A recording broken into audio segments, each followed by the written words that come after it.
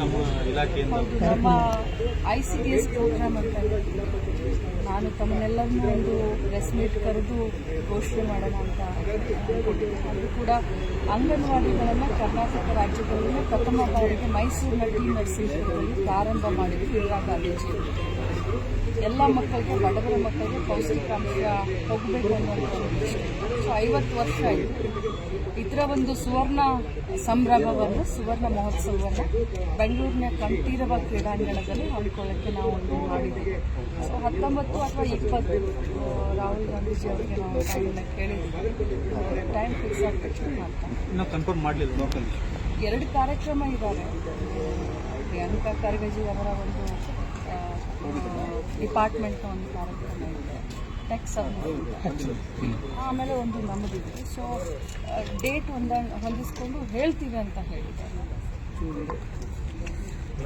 ಬೇರೆ ಈಗ ಸಚಿವ ಸಂಪುಟದ ಕೇಳಿ ಬರ್ತಾ ಇದೆ, ಏನಾದರೂ ಮುನ್ಸೂಚನೆ ಈ ಸಂದರ್ಭದಲ್ಲಿ ಅದನ್ನೇನು ನಾನು ಹೇಳಲಿಕ್ಕೆ ಬಯಸಿಲ್ಲ. ಏನು ಪಕ್ಷ ತೀರ್ಮಾನ ತಗೊಂಡು ಖಂಡಿತವಾಗ್ಲೂ ನಾವೆಲ್ಲರೂ ಬರ್ತಾರೆ.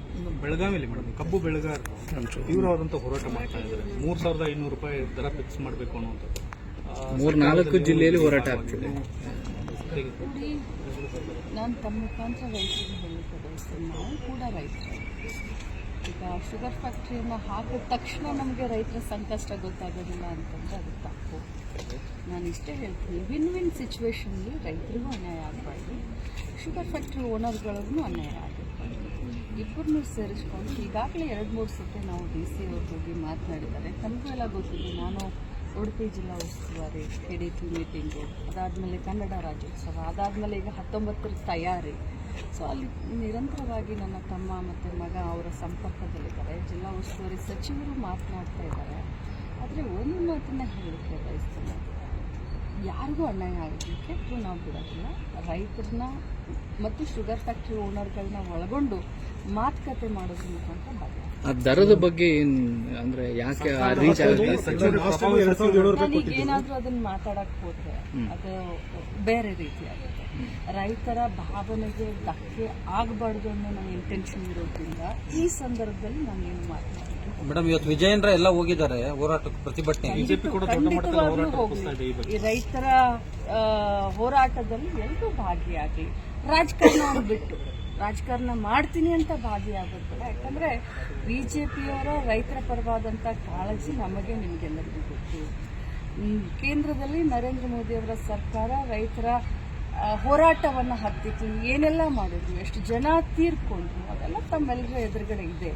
ಕರ್ನಾಟಕ ರಾಜ್ಯದಲ್ಲಿ BJPಯವರು, ವಿಜೇಂದ್ರ ಅಣ್ಣನವರು ಅಲ್ಲಿ ಹೋಗಿದ್ದಾರಂತಂದ್ರೆ ರೈತರ ಪರವಾದಂಥ ನಿಜವಾದ ಕಾಳಜಿ ಇರಲಿ, ರಾಜಕಾರಣ ಬೇಡ ಅಂತ ಹೇಳಿ ಆಗಿದೆ ಮೇಡಮ್. ಆದರೆ ದರ ನಿಗದಿ ಮಾಡೋಕೆ ಯಾಕೆ ಇಷ್ಟು ವಿಳಂಬ ಆಗ್ತಾ ಇದೆ? ನಾನು ಅದನ್ನೇ ಹೇಳಿದೆ. ಈಗ ನಾನೇನಾದರೂ ಮಾತನಾಡೋಕ್ಕೆ ರೈತರ ಭಾವನೆಗೆ ಧಕ್ಕೆ ಬರುತ್ತೆ. ನಾನೇನೂ ಮಾತನಾಡೋದಿಲ್ಲ.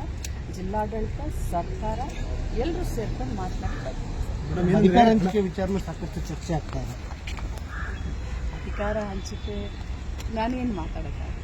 DK ಶಿವಕುಮಾರ್ ಅವರು CM ಆಗಬೇಕು, ಸಿದ್ದರಾಮಯ್ಯನವರು ಮುಂದುವರಿಬೇಕಂತ ಆ ಮಟ್ಟಕ್ಕೆ ಮಾತನಾಡುವಂಥ ಇದರಲ್ಲೂ ಇಲ್ಲ ನಾನು. ಇದೇನೇ ಇದ್ರು ಹೈಕಮಾಂಡ್, ರಾಹುಲ್ ಗಾಂಧಿ ಅವರು, ಖರ್ಗೆ ಸಾಹೇಬರು, ಸೋನಿಯಾ ಗಾಂಧೀಜಿ ಅವರು, ಅವರೆಲ್ಲ ಅವ್ರ ಹಂತದಲ್ಲಿ ಕೇಳುವಂಥ ವಿಚಾರ, ಮಾತನಾಡುವಂಥ ವಿಚಾರ.